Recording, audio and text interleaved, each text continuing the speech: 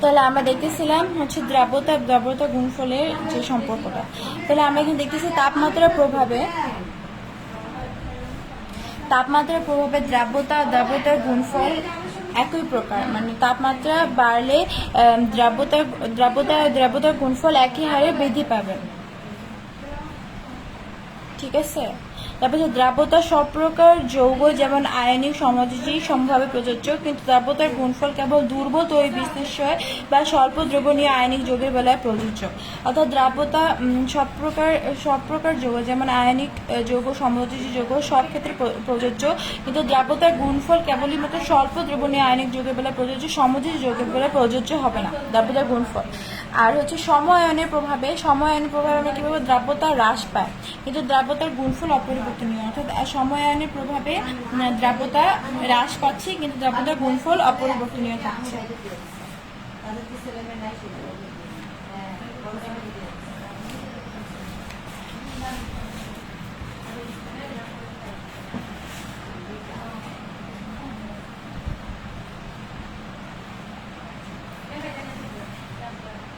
এখন আমরা কয়েকটি অঙ্ক দেখবো, দ্রাব্যতার গুণফল নিয়ে কয়েকটি অঙ্ক দেখবো। সেটা হচ্ছে 25 ডিগ্রি সেলসিয়াস তাপমাত্রায় পানিতে সিলভার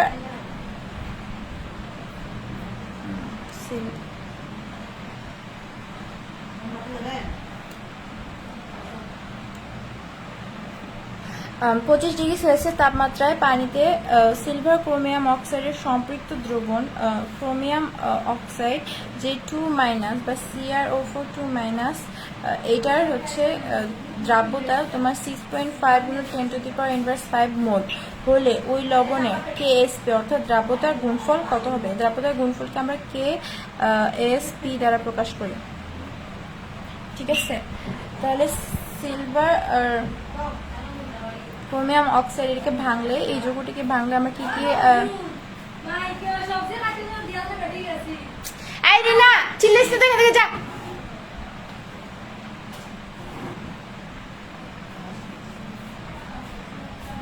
আচ্ছা Ag2CrO4 এই যৌগটিকে আমরা ভাঙলে কিরকম পাবো? একটা হবে সিলভার 2Ag+, হ্যাঁ, আর আরেকটা যেহেতু এখানে 2 আছে 2Ag+, আর ক্রোমিয়াম অক্সাইডের আয়নটা পাবো CrO4 2-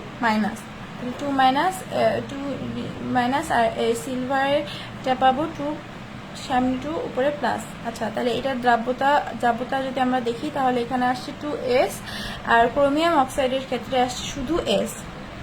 তাহলে 2S শুধু S, তাহলে আয়নিক গুণফলটা কিভাবে হবে? আমরা জানি 2S যেটা এই সংখ্যাটা উপরে থাকবে এটা দিয়ে পুরোটা তোমার হচ্ছে গুণ হবে। তাহলে 2S উপরে আমরা দিয়ে দিচ্ছি স্কয়ার গুণন, আর এই এসটা চলে আসতেছে। তাহলে এখানে দ্রাব্যতার মান কত পাইছি? 6.5 × 10⁻⁵। ঠিক আছে, দ্রাব্যতার মানটা আমরা পাইছি। তাহলে 2S² গুণন S, তাহলে এখানে 2 গুণন S, এই যে S এর মানটা আমরা বসায় ফেললাম, গুণন পুরোটা স্কয়ার, আবার এখানে আবার S এর মানটা বসায় ফেললাম। তাহলে মোট আনসারটা আসলো 1.1 × 10⁻⁻12। তাহলে 25 ডিগ্রি সেলসিয়াস তাপমাত্রায় আমরা সিলভার ক্রোমিয়াম অক্সাইডের আয়নিক গুণফলটা বের করতে পারলাম। এখানে দ্রাব্যতার মানটা দেওয়া আছে, সেখান থেকে আয়নিক গুণফলের মানটা বের হলো। এবার আমরা আরেকটা অঙ্ক দেখব।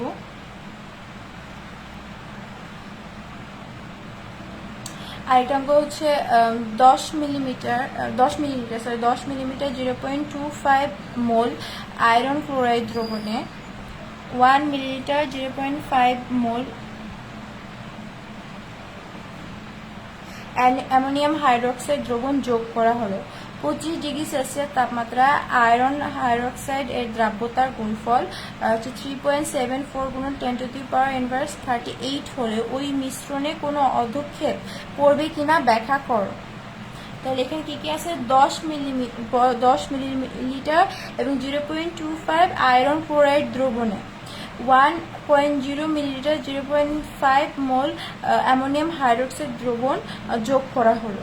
ঠিক আছে, তাহলে আমরা এখানে বিক্রিয়াটা আমরা ফার্স্টে করব। বিক্রিয়াটার মধ্যে কি আছে, প্রথমে আয়রন ক্লোরাইড গুণন iron chloride plus ammonium hydroxide, তাহলে এটাকে আমরা সমতা, এই বিক্রিয়াটা আমরা সমতা করে কি পাইতেছি, আয়রন হাইড্রোক্সাইড আর হচ্ছে অ্যামোনিয়াম ক্লোরাইড, আয়রন হাইড্রোক্সাইড পাইতেছি প্লাস 3 NO অ্যামোনিয়াম ক্লোরাইড।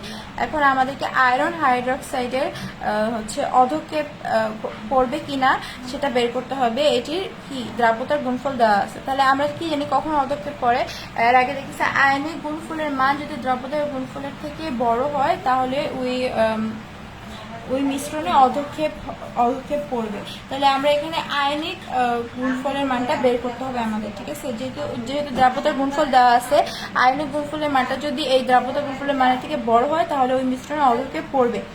এখন গিভেন দেওয়া আছে আয়রন হাইড্রোক্সাইডের এই দ্রাব্যতার গুণফল বা কেএসপি 3.7 × 10⁻38, তাহলে 10 মিলিমিটার। এখন আমরা দেখতেছি 10 মিলিলিটার 0.25 মোল আয়রন ক্লোরাইড দ্রবণ সমান 10 মিলিলিটার 0.25 মোল আয়রন 3+ আয়ন, ঠিক আছে। তাহলে 10 মিলিলিটার, এই 10 মিলিলিটার 0.25 মোল আয়রন ক্লোরাইড থেকে আমরা 10 মিলিলিটার 0.25 মোল আয়রন 3+ আয়নটা পাইতেছি। এই যৌগ থেকে আমরা এই আয়নটা পাচ্ছি। কিভাবে পাচ্ছি, এই যৌগটিকে ভাঙলে কিন্তু Fe3Cl, এইটাকে যদি আমরা ভাঙি তাহলে আমরা আয়ন হিসেবে কি পাবো, Fe3+ প্লাস 3Cl মাইনাস, তাহলে এটা পাবো, সেখান থেকে আমরা এই আয়নটা পাচ্ছি। তাহলে 10 মিলিলিটার 0.25 মোল হচ্ছে Fe3+ আয়নটা আমরা পাইতেছি এখান থেকে। এখন আমরা দেখব মিশ্রণ, যে মিশ্রণটা বানানো হয়েছে সেটার মোট আয়তন। তো মিশ্রণটা মোট আয়তন কিভাবে হবে, 10 মিলিলিটার 0.25 মোল আয়রন ক্লোরাইড দ্রবণে 1.0 মিলিলিটার 0.5 মোল অ্যামোনিয়াম হাইড্রোক্সাইড দ্রবণ যোগ করা হলো। তাহলে মোট মিশ্রণের মোট আয়তন কত হবে, 10 মিলিলিটার প্লাস 1 মিলিলিটার, এই 10 আর 1 তাহলে যোগ হবে 10 মিলিলিটার প্লাস 1 মিলিলিটার সমান মোট 11 মিলিলিটার।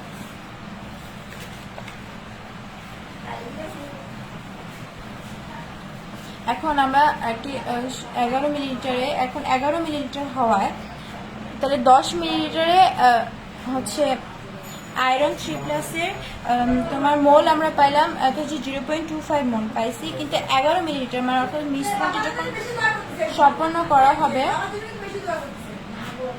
মিশ্রণটি যখন সম্পূর্ণ হবে অর্থাৎ মোট 11 মিলিলিটার হয়, এখানে Fe3+ এর ঘনমাত্রা কত হবে, তাহলে আমরা ধরলাম Fe3+ এর ঘনমাত্রা হবে সমান M2, এটাকে ধরলাম। তাহলে আমরা এখান থেকে বের করব M2 এর মানটা কত, এই ঘনমাত্রার মানটা কত। তাহলে আমরা জানি V1M1 সমান V2M2, এটা একটি সূত্র। তাহলে V1 দিয়ে আমরা পাইতেছি আয়তন আর M2 দিয়ে প্রকাশ করা হচ্ছে মোল। তাহলে M1 আর V1, তাহলে V1 কত, প্রথমে 10 মিলিলিটার যখন ছিল আয়তন তখন M1 ছিল 0.25, আবার 11 মিলিলিটার অর্থাৎ মিশ্রণটির মোট আয়তন হবে 11 মিলিলিটার। তাহলে 11 মিলিলিটারে এটার হচ্ছে মোল সংখ্যা ঘনমাত্রাটা কত হবে, তাহলে ঘনমাত্রা হচ্ছে M2, তাহলে M2 এখানে লেখা হয়েছে। তাহলে M2 এর মানে আমরা এখন বের করব 10 × 0.25/11, ঠিক আছে। তাহলে এটার আনসার হবে 0.227 মোল। তারপর আমরা অনুরূপভাবে এখন আমরা OH- বা হাইড্রোক্সাইড আয়নের ঘনমাত্রা বের করবো, কারণ আমরা এখানে কি বের করতে হবে, আয়রন হাইড্রোক্সাইডের অধক্ষেপ পড়বে কিনা। তাহলে আয়রন হাইড্রোক্সাইডের আয়নের গুণফল বের করতে হবে। তাহলে আমরা প্রথমে ঘনমাত্রা বের করবো, প্রথমে আয়রনের ঘনমাত্রা বের করলাম, এবার হাইড্রোক্সাইডের ঘনমাত্রাটা বের করবো। তাহলে হাইড্রোক্সাইডের ক্ষেত্রে আমরা দেখতেছি 1 মিলিলিটার 0.5 মোল অ্যামোনিয়াম হাইড্রোক্সাইড দ্রবণ, এখন অ্যামোনিয়াম হাইড্রোক্সাইডকে ভাঙলে আমরা কি পাবো,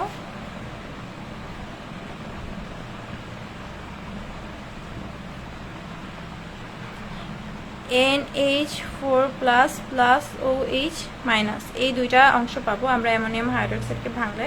তাহলে অ্যামোনিয়াম হাইড্রোক্সাইডকে ভাঙলে এখানে হাইড্রোক্সাইড আয়নটা পাইতেছি। তাহলে 1 মিলিলিটার 0.5 মোল অ্যামোনিয়াম হাইড্রোক্সাইড দ্রবণ সমান 1 মিলিলিটার 0.5 মোল হাইড্রোক্সাইড আয়ন। তাহলে এই অ্যামোনিয়াম হাইড্রোক্সাইড থেকে আমরা হাইড্রোক্সাইড আয়নটা পাইতেছি 1 মিলিলিটার 0.5 মোল। তাহলে মিশ্রণটি কত হবে, 11 মিলিমিটার হওয়ায়, তাহলে 11 মিলিমিটার হওয়ায় 11 মিলিমিটারে হাইড্রোক্সাইড আয়নের ঘনমাত্রা আমরা ধরলাম M4, ঠিক আছে। তাহলে আর হচ্ছে 1 মিলিলিটারের যে হাইড্রোক্সাইড এটার আমরা আয়তন ধরলাম, এটাকে ধরলাম V3 আর এটাকে ধরলাম M3, আর হচ্ছে 11 মিলিমিটারকে ধরলাম V4, আর এই 11 মিলিমিটার হওয়া হাইড্রোক্সাইডের আয়নের ঘনমাত্রা আমরা পেলাম M4। তাহলে V3 গুণন M3 সমান V4 গুণন M4,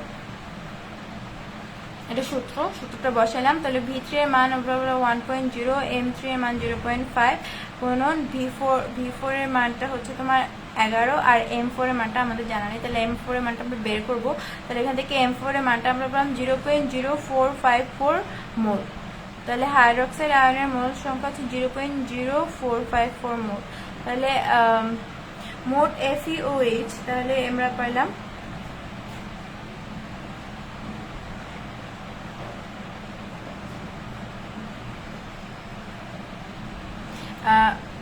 এখন আয়রন হাইড্রোক্সাইড এটার কি পাইলাম আমরা Fe3+, এটাকে ভাঙলে Fe3+ প্লাস 3OH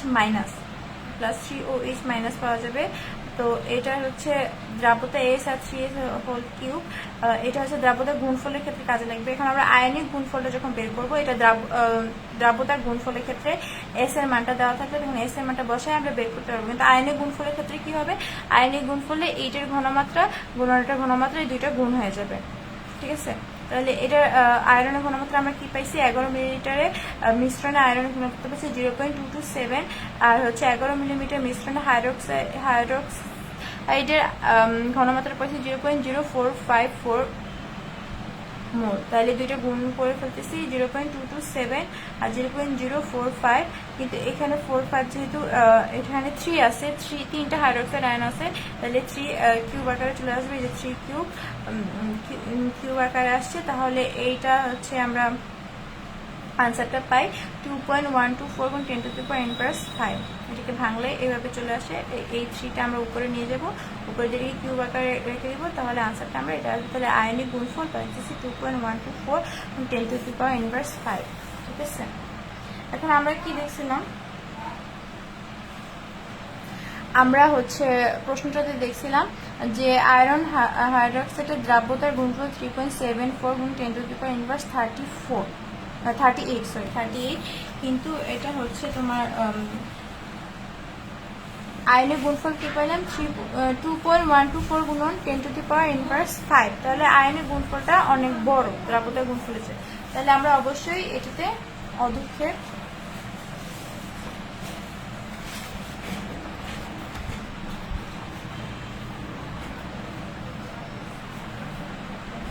যে আয়নিক গুণফলের মানটা দ্রাব্যতা গুণফলের থেকে অনেক বড় হওয়ায় এটা এই দ্রবণটার মধ্যে অধক্ষেপ পড়বে। তাহলে আমরা বলতে পারতেছি আয়রন হাইড্রোক্সাইডের অধক্ষেপ পড়বে, ঠিক আছে। এখন আমরা আরেকটা অঙ্ক দেখবো।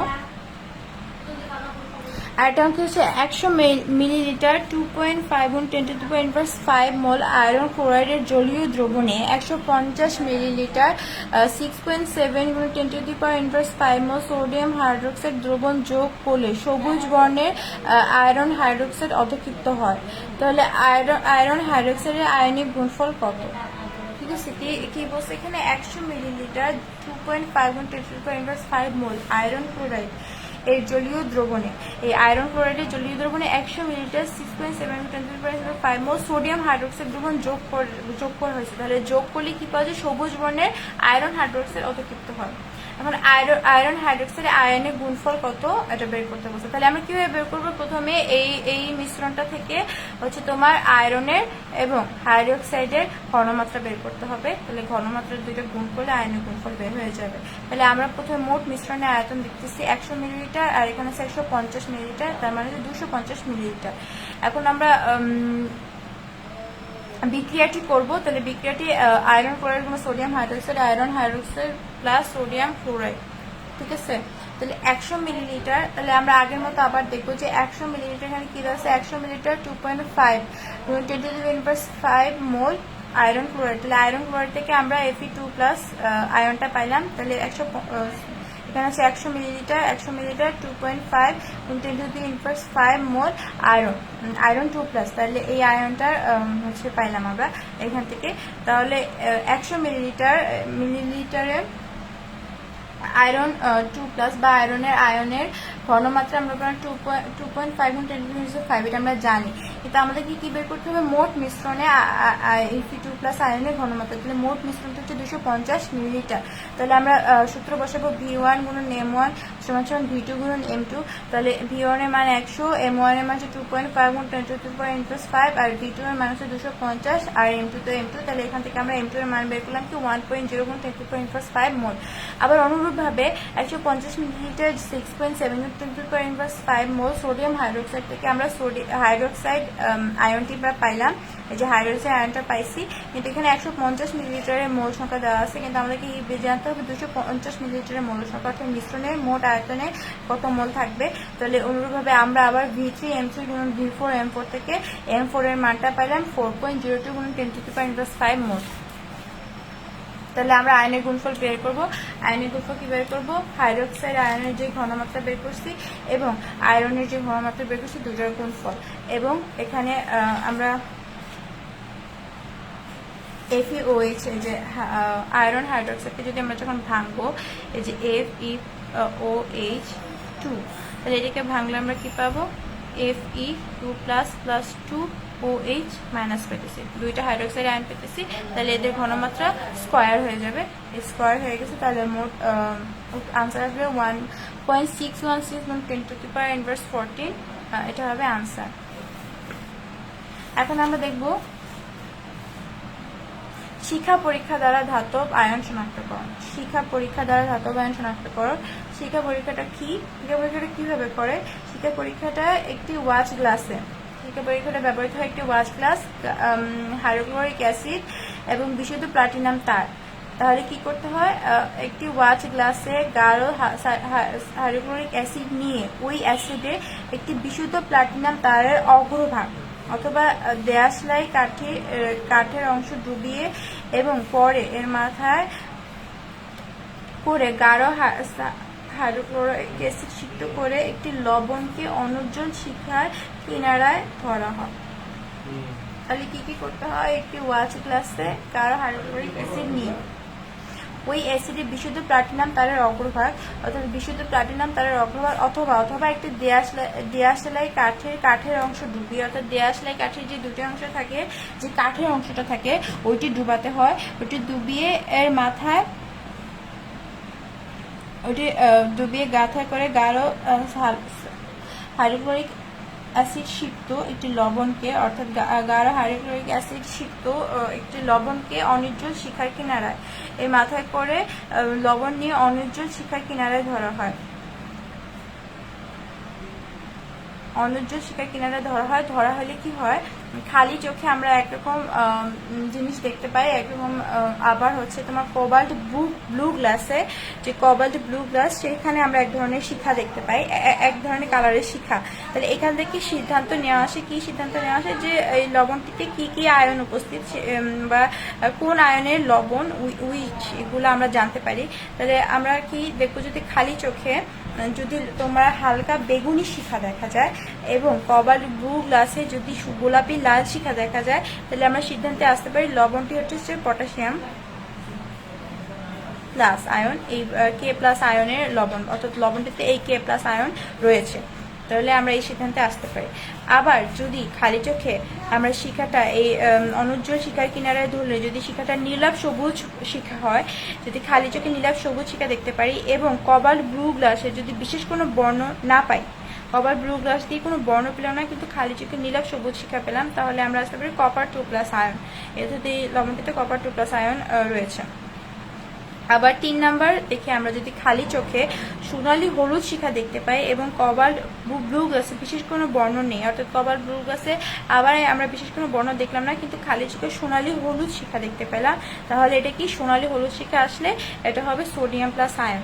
আবার যদি খালি চোখে ইটের মতো লাল শিখা দেখতে পাই কিন্তু কোবাল্ট ব্লু গ্লাসে হালকা সবুজ শিখা দেখতে পাই, তাহলে সেটা হবে ক্যালসিয়াম 2+ আয়ন।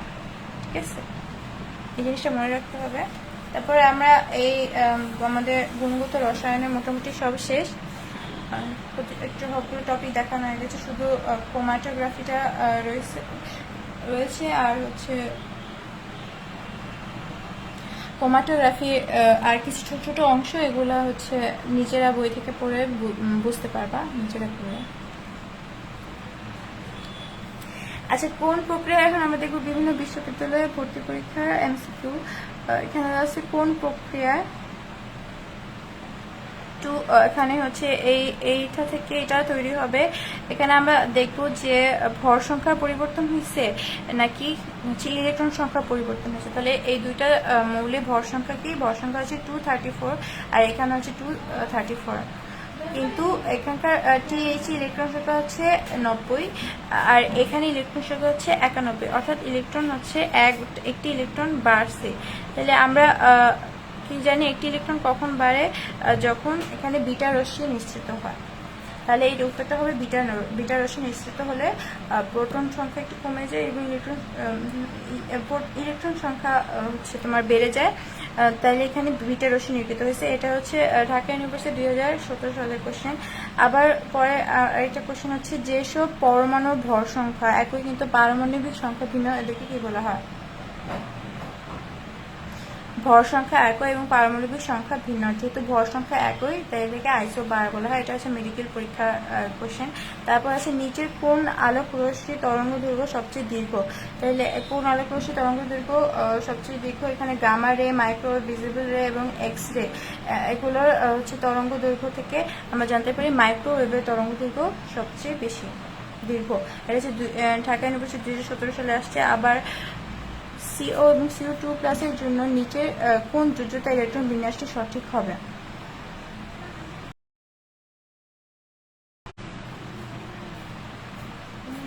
তাহলে আমরা এখানে কোবাল্টের মোট ইলেকট্রন সংখ্যা থেকে এই যে এখানে 2+ আয়ন, একটু দুইটা ইলেকট্রন আমরা মাইনাস করে দিব। তাহলে এই মোট ইলেকট্রন সংখ্যা থেকে এই যৌগের মোট ইলেকট্রন সংখ্যা কিন্তু 2 কম হবে, ঠিক আছে? তাহলে সেই 2 কম হয়, তাহলে আমরা আনসারটা পাবো 3d7 4s² আর এটার আনসারটা পাবো 3d7 4s0। দুইটা ইলেকট্রন কমে যায়, এখানে 4s0 চলে আসবে। তাহলে আনসারটা হবে এটা। তারপর আমরা আসি শিক্ষা পরীক্ষা ব্যবহৃত কবাল্ট ব্লু গ্লাস বা নীল কাঁচ। একটু আগে দেখানো হয়েছে কবাল্ট ব্লু গ্লাসে কোন আলো সম্পূর্ণ শোষণ করে। তাহলে কোন আলো সম্পূর্ণভাবে শোষণ করতেছে? এখানে আমরা দেখতেছি খালি চোখে আমরা যখন সোনালী হলুদ শিখা দেখতে পাই, মানে কবাল্ট ব্লু গ্লাসে বিশেষ কোনো বর্ণ প্রদর্শন করে না, অর্থাৎ কবাল্ট ব্লু গ্লাসে এই সোনালী হলুদ শিখাটা পরিপূর্ণভাবে শোষণ করতে পারে। তাই এটার আনসার হবে সোনালী হলুদ। এটা রাজশাহী ইউনিভার্সিটি 2016 সালের কোশ্চেন। তারপর হচ্ছে লবণের দ্রাব্যতার গুণফল নির্ণয় কোন ধরনের দ্রবণ উপযোগী। এটা হচ্ছে ঢাকা ইউনিভার্সিটি 2016 সালের কোশ্চেন। তারপর হবে দ্রাব্যতার গুণফল নিচের কোন ক্ষেত্রে প্রযোজ্য। তার দ্রাব্যতার গুণফলটি নিচের কোন ক্ষেত্রে প্রযোজ্য হবে? অধিক দ্রবণীয় আয়নিক যৌগ, অধিক দ্রবণীয় সমাজের যৌগ, স্বল্প দ্রবণীয় আয়নিক যৌগ নাকি স্বল্প দ্রবণীয় সমাজের যৌগ। আমরা জানি স্বল্প দ্রবণীয় আয়নিক যৌগ, এই স্বল্প দ্রবণীয় আয়নিক যৌগের দ্রাব্যতার গুণফল প্রযোজ্য। তাহলে এটা আনসারটা হবে গ। এটা রাজশাহী ইউনিভার্সিটি 2016 সালের কোশ্চেন। আর এটা হচ্ছে পরমাণুতে অরবিটালের ধারণা নিচে কোনটি থেকে পাওয়া যায়। আমরা জানি বোর পরমাণু থেকে অরবিটের ধারণা পাওয়া যায়, কিন্তু অরবিটালের ধারণা পাওয়া যায় কোয়ান্টাম বলবিদ্যা থেকে। তাহলে আনসারটা হবে কোয়ান্টাম বলবিদ্যা। এটা কুমিল্লা ইউনিভার্সিটি 2016 সালের কোশ্চেন।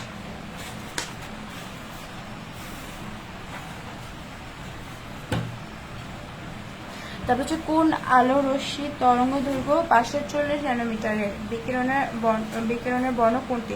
কোন রশ্মি আলো তরঙ্গ দৈর্ঘ্য 540 ন্যানোমিটার, এর বিকিরণের বর্ণ কোনটি? তাহলে আমরা বেগুনি, হলুদ, সবুজ, লালের তরঙ্গ দৈর্ঘ্য জানি। তাহলে এই 540 ন্যানোমিটারটা আসলে সবুজ তরঙ্গ দৈর্ঘ্যের, তাই এটার আনসার হবে সবুজ। এটা 2016 সালের কোশ্চেন। আর একটি পরমাণু পঞ্চম শক্তি স্তরের সর্বোচ্চ ইলেকট্রন ধারণ ক্ষমতা কত? তাহলে পঞ্চম শক্তি স্তরের ইলেকট্রন কিভাবে বের করি? 2n²।